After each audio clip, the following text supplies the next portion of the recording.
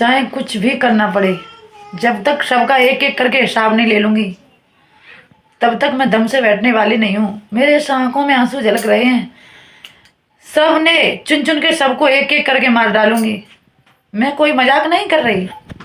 आप लोग समझ रहे होंगे कि मजाक कर रही है, हवा में बातें कर रही है, तो देखते रहना। 12-13 साल तक मुझे ऐसे तड़पा तड़पा के ससुराल वालों ने मुझे परेशान किया है। मेरे पति ने सबसे ज़्यादा मेरे साथ में घात की है। उसने तो 15 ही टुकड़े किए थे। मैं 50 भी हूँ तब भी मेरी छाती नहीं सराएगी। मैं एक के नहीं करूँगी, सब घर को पिलवा के रख दूँगी। मेरी छाती में आग सी लगी पड़ी है। मैं जुल्म पे जुल्म सहती रही। कोई बात नहीं है फ्रेंड्स, मैंने कुछ नहीं बोला किसी के बारे में। गए ना अच्छे चौंक जाएंगे, क्योंकि किसी के ऊपर बीतती है तब वो उसे रास्ता सबरे बंद नजर आते हैं। तो आखिर में हार मान के क्या तो वो मरता है, क्या किसी को मारता है, कुछ करता है, क्या कुछ करके दिखाता है। तो मेरे ऊपर बीती है तो गुस्सा तो फिलहाल में बहुत ही ज़्यादा मुझे बुरी है। और लेकिन इतनी भी बेवकूफ़ नहीं हूँ कि गुस्सा में आकर के अपने ही घर का कत्ल कर दूँ। लेकिन मेरे लिए आसान कठिन भी नहीं है कि मैं किसी को मार नहीं पाऊँगी। नारी के लिए कोई भी काम कठिन नहीं है, लेकिन अच्छा काम करके दिखाने के लिए कठिनाई आती है। तो वो ही करके दिखाइए ना। आसान काम करने के लिए तो हर कोई तैयार है। तो मैंने जो कुछ भी बोला इस ब्लॉग वीडियो में, वो वैसे गुस्सा तो बहुत ज़्यादा भरी पड़ी है, लेकिन मैं ऐसा करूँगी नहीं कदाप। हाँ, कुछ अच्छा करने के लिए एटी चोटी तक जोर लगा दूँगी। और सारा संसार मेरे पे हंस रहा है, उसके गाल में तमाचा मारने के लिए मैं तैयार खड़ी हूँ। और मायके में भौजाइयाँ भी गाल फुला गई हैं। मेरी खास भौजाई नहीं, गांव वाली कुछ बोलती थी, वो भी बंद हो गई हैं। मुझे किसी से कोई मतलब नहीं है। बात तो ये है असली, मैं जो कुछ बता रही हूँ बात वो बताऊँ कि और भौजाई की बात क्या बोलूँ। तो फ्रेंड्स, कहते नहीं है कि आदमी का समय मजबूर बना देता है, हकीकत बात है। लेकिन मैं सिर्फ एक चीज़ से डरती हूँ, और नहीं हकीकत बोल रही हूँ। मैं सब कुछ ख़त्म कर सकती थी। इतनी ज़्यादा गुस्सा भरी पड़ी है मेरे अंदर कि मेरे ससुराल वालों ने इतना मेरे साथ गलत किया है कि इन्हें सबको एक साथ सुलाने के अलावा मुझे कुछ नहीं नज़र आता। लेकिन मैं ऐसा क्यों नहीं करूँगी? सिर्फ एक चीज़ से डरी हूँ। अगर एक चीज़ से नहीं डरती तो मैं मानती भी नहीं किसी की। एक चीज़ से नहीं डरती, न किसी की मानती, और मैं करके दिखाती, सबको मैट कर दिखाती। लेकिन कौन सी वो चीज़ है, एक आप लोगों को बताती हूँ। वो है एक परमात्मा। परमात्मा ऐसी कोई जगह नहीं है मैं मौजूद नहीं हूँ और वो देखता ना हो। किसी के साथ गलत होता है तब भी वो मौजूद होता है, किसी के साथ अच्छा होता है तब भी वो मौजूद होता है। लेकिन उसके साथ होता है, वो विश्वास करता है, विश्वास में परमात्मा होता है। इसलिए मैं परमात्मा से डरती हूँ, परमात्मा को मानती हूँ। इसलिए मैं आज बोल तो जो कुछ भी रही हूँ, लेकिन अपने पति को ऐसे कभी नहीं मैं बन सकती, हत्यारन नहीं किसी के साथ में गलत कर सकती। क्योंकि परमात्मा आज नहीं होता तो मैं बदला ले लेती, लेकिन परमात्मा है ना, उन पर भरोसा है मुझे कि तुम अगर बदला नहीं लिया मेरा तो मैं आपको कभी नहीं मानूंगी। इसलिए मैं शांत बैठी हूँ, रोती हूँ, हंसती हूँ, मुस्कुराती हूँ, कुछ भी करती हूँ, लेकिन परमात्मा के भरोसे रहती हूँ। सबसे ज़्यादा मुझे डर उस प्रभु का है। इसलिए फ्रेंड्स, मैं बोल दिया है, लेकिन अपने पति के लिए शत्रु नहीं बन सकती। मैं अपने पति से बेहद ही प्यार करती हूँ, वो भी मुझे करते हैं प्यार। लेकिन प्यार के साथ साथ उन्होंने मेरे साथ में विश्वास के साथ खिलवाड़ किए और बहुत ही ज़्यादा मेरा दिल गिरडासी पकड़ने लगा है उनसे। इतनी ज़्यादा उन्होंने विश्वासघात किया है, लेकिन उनको छोड़ना कभी नहीं चाहती। कुछ भी बोलूँ, मैं मर तो सकती हूँ लेकिन कभी छोड़ नहीं सकती, उनका त्याग नहीं कर सकती। और जो कुछ भी किया है मैंने, जो कुछ भी सोच रखा है, वो मैंने दिमाग में सोच रखा है कि अच्छा करना है, कुछ अच्छा करके दिखाना है। प्रभु मेरे साथ खड़ा है तो मुझे दुनिया वालों को ना डर लगेगा ना लगता है। अब लगेगा ही क्या, जब प्रभु मेरे साथ खड़ा है तो वही मुझे इंसाफ दिलाएगा, वही सब कुछ दिलाएगा। पुलिस के भी पीछे नहीं भागती कि मेरे इंसाफ मुझे दे दीजिएगा, क्योंकि पुलिस वाले भी जिसके हैं पैसा है। परमात्मा तो बिना पैसा का हिसाब करता है, और जब हिसाब करता है ना तो जड़ें हिला देता है झूठ बोलने वाले की। इसलिए मैं परमात्मा से इतनी डरती हूँ, उन्हीं का विश्वास करती हूँ। पुलिस वाले, वकील, जितने आदि सब कुछ दिख रहे हैं आप लोगों को, सब कुछ पैसा से बने पड़े हैं। और पैसा जिसके पास है उनके वकील हैं, उनके पुलिस वाले हैं, उन्हीं की दुनिया है। जिनके पास पैसा नहीं है, सच्चाई तो शायद अब आदमी सच्चाई के रास्ते पर तो है ही नहीं, उतर चुका है बिल्कुल। झूठ के रास्ते चुन चुके हैं, झूठ के रास्ते पे आ चुके हैं दुनिया वाले। धर्म अभी है, अधर्म ही सभी नहीं है। तो फ्रेंड्स, साहिल ने जो कुछ भी किया था, मुस्कान ने जो कुछ भी किया था, मेरठ की रहने वाली ने, उसने बिल्कुल भी अच्छा नहीं किया, सरासर गलत किया उसने। क्या तो मान लो नशा करती थी, नशा में हो गया, अपराध तो अपराध ही है। अपराध कैसा भी हो, छोटा या बड़ा हो, अपराध अपराधी होता है। लेकिन उसने इतनी दर्दनाक मौत दी है, ऐसी कोई महिला दर्दनाक मौत अपने पति को ना दे। प्लीज़, आजकल पत्नी ही पति की दुश्मन बन रही हैं, पति के साथ घात कर रही हैं। तो प्लीज़ मेरी इस वीडियो को शेयर कर दीजिएगा, बता दी बोल दीजिए। वैसे गुस्सा आग तो मेरे भी भरी पड़ी है, लेकिन दिमाग से काम लीजिएगा, प्रभु से डरिएगा, सब कुछ सही हो जाएगा। लेकिन मुझे नहीं मालूम थी कि मेरे साथ में मेरा पति ही घात करता रहेगा। मैं हंस हंस के सहती रही, रात के 1-1 बजे तक किचन में रोती रही, तड़पती रही, सब घर सोता रहा और मेरे साथ में पूरा घर मिल करके घात करता रहा। पूरे मकान पे लेंटर था, एक कमरा छींक दिया था, पूरा खेत खा लिया मेरा। 7 बीघा खेत, देख घर वालों ने 7 बीघा खेत पूरा चाट लिया। मेरी चीज़ भी बेच दी, बात बना बना करके भैंस भी बेच दी। कोई मेरे साथ में कर्म छोड़ा नहीं। उसके बाद में बात बात पर मेरा हस्बैंड झूठ बोलता रहा। पर पति परमात्मा, ये कहते हैं कि पति का रूप परमात्मा का रूप पति में होता है, लेकिन परमात्मा नहीं होता है पति।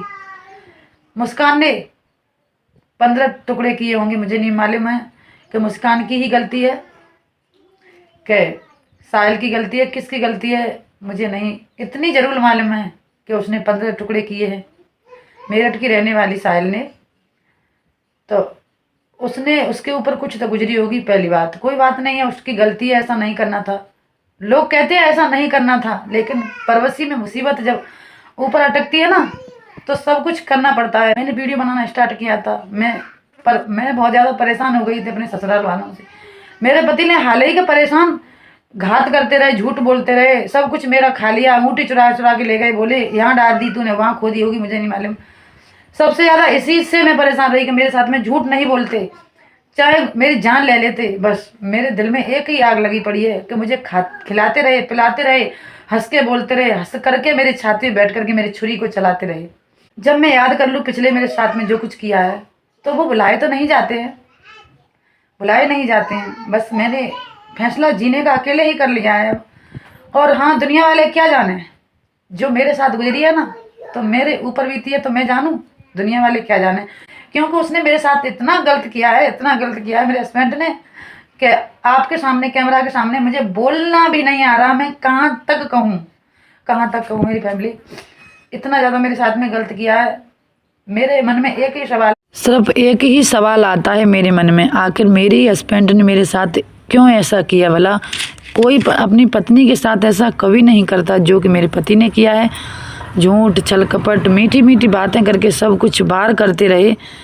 भला सात परे का पति मेरे साथ ऐसा करता रहे तो कौन बर्दाश्त कर लेगी महिला। दुनिया में चाहे कोई दुश्मन बन जाए, लेकिन मेरा किसी का पति नहीं वो पत्नी के साथ में करे ऐसा। तो वो पति नहीं, लड़ती तो रहती है संसार वालों से, लेकिन मेरा पति ही मीठी मीठी बातें करके हंसता रहा, मुस्कुराता रहा, सब कुछ करता रहा। मैं नहीं समझी, मैंने भी जाना का मैं हूँ जैसे ही मेरे हस्बैंड हैं, लेकिन मुझे नहीं मालूम थी। बहुत ही ज़्यादा मेरे साथ में गलत किया है फ्रेंड्स, बहुत ही ज़्यादा गलत किया है मेरे पति ने। मैं तो ये कहती हूँ, और कोई बात नहीं है। मैं ये सोचती हूँ एक तो कि पहले कुछ इसके साथ में मैंने किया होगा, उसका मैंने भोग लिया कर्म। इसने भी हंस हंस के मेरे साथ में जुल्म किया है और मैंने भी हंस हंस के भोगा है, लेकिन अब बर्दाश्त से बाहर हो चुका है, तो अपने गाँव में आ गई हूँ। मेरे इस ब्लॉग में सब कुछ आप लोगों को बताऊँगी कि मेरे साथ में क्या क्या किया। इस वीडियो में सब कुछ आप लोगों को देखने के लिए मिलेगा। सच्चाई वैसे हाल ही में कहना नहीं चाहती थी, लेकिन आज बात आ गई है मुस्कान की 15 टुकड़ों वाली, तब मैंने कहा है अपने मुंह से निकाल करके इतनी बड़ी बात कि किसी महिला की मजबूरी कोई ना कोई जरूर होगी, तब वो पति के 15 नहीं 30 टुकड़े करने के लिए तैयार हो जाएगी। हाल ही के मेरे ऊपर जो गुजरी है, जो किसी के ऊपर गुजरेगी वो बर्दाश्त नहीं करेगी। तो इस ब्लॉग में देखते रहिएगा। मुझे फ्रेंड्स बताइएगा कमेंट करके, मुस्कान ने तो 15 टुकड़े किए थे, मुझे 30 टुकड़े करने के लिए क्या कोई ये फैसला लेना मेरे लिए सही है या गलत है, कमेंट करके जरूर बताइएगा। ज़्यादा से ज़्यादा ये वीडियो को शेयर करिएगा। इस आंखों में आंसू झलक रहे हैं ना फ्रेंड्स। आज मैंने सच्चाई बता तो दी, लेकिन मैं डरती किसी से नहीं हूँ। न पुलिस वाले मेरे कुछ कर सकते हैं, न दुनिया वाले कुछ कर सकते हैं। जब किसी के साथ गुजर रही थी तो पुलिस वाले, दुनिया वाले, मीडिया वाले कहाँ चले गए थे। जब किसी के साथ जुल्म हो रहा था, वो चिल्ला चिल्ला कर वीडियो बोल रही थी, तब मीडिया वाले कहाँ चले गए थे। जब वो 30 टुकड़े करने के लिए तैयार हो जाएगी महिला, उसको पुलिस वाले तैयार बैठे हैं पकड़ने के लिए, उसको तुरंत जेल में डालने के लिए, उसको तुरंत फांसी लगाने के लिए संसार बोल पड़ेगा कि फांसी लगाइएगा ऐसी महिला को, ऐसी औरत को। लेकिन उसके साथ गुजर रही है, उसके साथ गुजर रही है, तब कोई नहीं आएगा। हालांकि मैं अपने पति की कोई बात नहीं कहना चाहती थी। जो कुछ हो रही थी मेरे साथ में, जो कुछ हो रहा था, मैं हंस हंस के सह रही थी। लेकिन ये सर से ऊपर जब पार हो गई है, तब मैंने बोला है आप लोगों के सामने। नहीं बोलना नहीं चाहती थी। एक बात और है मेरी फैमिली, अगर किसी बेटी के साथ ऐसा हो तो कोई बेटी दुनिया में मुझे नहीं ऐसी लगती जो कि बर्दाश्त कर ले। वो कुछ ना कुछ करके दिखाएगी और मजबूर होके कुछ न कुछ करेगी। लेकिन आज मैं प्रभु पर भरोसा करे हूँ, तो आज किसी बेटी के साथ ऐसा होगा, कोई बर्दाश्त कर लेगा? नहीं करेगा। ये लोग हंसते रहे, मुस्कुराते रहे। मेरे साथ में मेरे हस्बैंड छल कपट करते रहे, मेरी सास करवाती रही, ससुर करवाते रहे, नंद हंसती रही, मुस्कुराती रही, देवर मुझे उल्टी सीधी गालियाँ देता रहा। लेकिन मैंने तय कर लिया है, मैं भोली बन के उसके घर में रही 12-13 साल तक भोली बन के रही मैं। हाल ही मैंने जुल्म सा झूठ कपट बोलते रहे, मैं सांप पेट की सख्त बोलती रही। पुलिस वाले तो फिर पीछे से मेरे तैयार हैं कि बहुत बुरी है, लेकिन पहले नहीं जानते थे पुलिस वाले, पहले कार्रवाई नहीं कर सकते थे। आखिर में एक महिला तड़प रही है, चिल्ला रही है, वीडियो बना रही है, वीडियो में सब कुछ बता रही है, तब कहाँ चले गए हैं मीडिया वाले? कहाँ चली गई दुनिया? जब महिला के ऊपर सर से ऊपर निकल गई, मरना चाहती है, मरने से पहले अपना बदला लेना चाहती है, तब पुलिस वाले पीछे पड़ जाएंगे। हाल ही मुझे डर नहीं लगता, चाहे मुझे फांसी हो जाए। मैं इतनी ज़्यादा टेंशन भरी हुई है, मेरे ऊपर गुजरी है, मेरे दिल में चोट लगी है, तब ये बातें बोल रही हूँ। तो मेरी वीडियो में देखते रहिए, बोलना चाहती मैं फ्रेंड्स। इस फैमिली इधर मैं नहा धो करके हो गई बिल्कुल कंप्लीट रेडी करके छुट्टियाँ हो गई हूँ निच्चू। और मेरी माँ ने, आज पहली तारीख है, तो मेरी माँ गुरुजी के गीत गवाती हैं, भजन। तो उन्होंने पूरी तैयारियां कर ली हैं, चटाई बिछा करके, मेज बिछा करके, कपड़ा डाल करके, गुरु की मूर्ति रख के, तो तैयारियां चल रही हैं भजन गाने की। माँ हो चुकी हैं बिल्कुल रेडी। मैं दिखाती हूँ अभी आप लोगों को का फैमिली, देख सकते हैं आप लोग, पूरी तैयारियां कर ली हैं। इधर चटाई बिछा करके बिल्कुल कंप्लीट कर ली। इधर मेज गुरुजी की पूरी यहाँ पर मेज पर कपड़ा बिछ के गुरुजी की फोटो को रख दिया है, चला की जुड़ रही है। अभी थोड़ी देर में भजन गवेंगे, तब तक माँ कर रही है छुट्टियाँ। नहा धो करके कंप्लीट तो सब हो ही चुका है। इधर माँ बैठी हैं और चलते हैं, ज़्यादा देर नहीं है, थोड़ी सी देर के लिए भजन गाए जाएंगे, क्योंकि यहाँ बनाती रहती हैं, पहली तारीख को भजन गाती हैं।